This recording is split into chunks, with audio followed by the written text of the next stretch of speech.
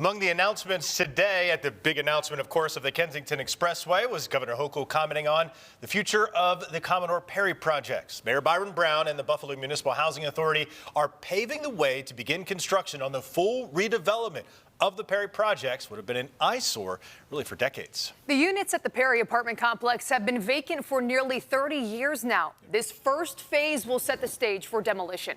Right now, we are joined by Brendan Mahaffey, Executive Director of the Office of Strategic Planning. Brendan, thank you so much for being here this afternoon. It's great to be here, Jordan. Thanks. So a very big announcement. Tell us a little bit about what's the latest. What was needed to give the green light for demolition? Well, I think to sum it up, $332 million. So it explains a lot about this project, just the scale of it, but also how much effort it took to make this come to fruition. It took years of focus by the Brown administration, years of focus by the leaders of the Buffalo Municipal Housing Authority. This brings together state, federal, city resources in order to make this a reality. And so we finally are getting to the finish line here with this and are excited to see demolition start this summer for the Commodore Perry homes. When this was announced last year, and this is a huge, massive deal, especially for that neighborhood there right off the 190. But the city talked about putting years of work just to get into this point, and for the past couple of years that work has been done. What about the decades before that? Why has that area of the city sat vacant, unused for so long? Was it political will, you think, or money? I think that's part of it.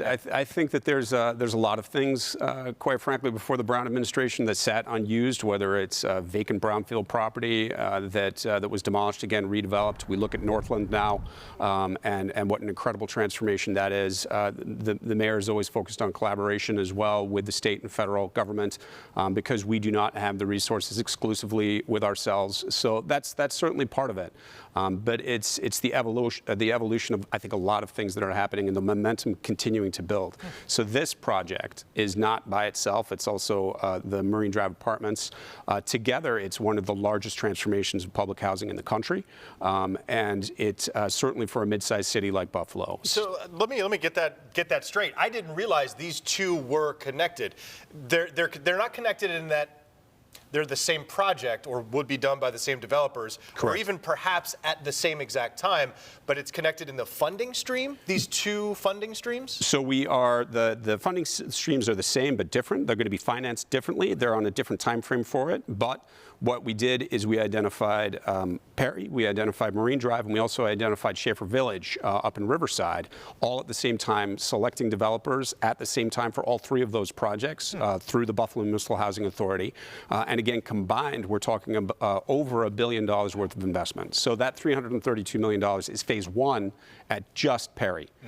And Brendan, before you use that keyword transformative, what does this project mean for the Queen City and really public housing for the future? Well, the mayor has always had a focus on inclusion in the city of Buffalo and economic mobility, and where people live is critical for achieving those goals.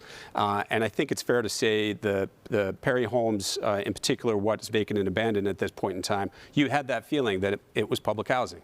What is going to be built is not going to have that feeling. It is going to feel like a neighborhood. It is going to have community amenities. It is going to have commercial space. It is going to have a variety of different housing types. So this is really going to be designed in a much different way for the city of Buffalo, and in particular for the residents first, who are going to be there, but then those who experience it as well. I think everybody who's gone down to Canal Side or a Sabres game or something of that nature, or driven by on the 190, right, have formed their opinions and seen that the vacant and abandoned properties and can't wait for them to go. It's going to be replaced with a completely different experience that I think, again, people are going to walk away with a very positive image as opposed to what's there now. Let's talk logistics now in terms of when shovel's actually going to hit the ground here, and specifically project scope, I guess, what we're talking about. That aerial that we showed there, just there, you could see some of the high rises as well. Are those included in this? No, those are not. We're just talking about the 3 or 4 story, the ones that are all boarded up. You can see them along the 190. Those are what's coming down. Correct. And when do we think that should start happening? So the vacant and abandoned only. We're not talking about anything that's occupied at this point in time. Really critical, I think, for everybody to understand.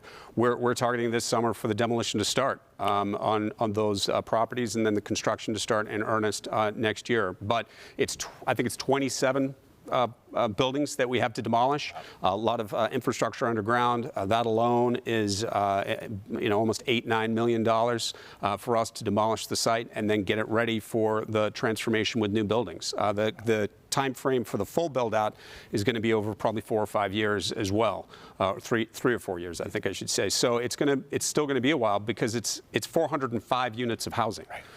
That we're talking about in that area. Again, $332 million. But nonetheless, plans are underway. They are underway. All right, well, that is all the time we have. Brendan Mahaffey, thank you so much for coming in this afternoon. Thank you. Thanks, Dave. Thanks, Jordan.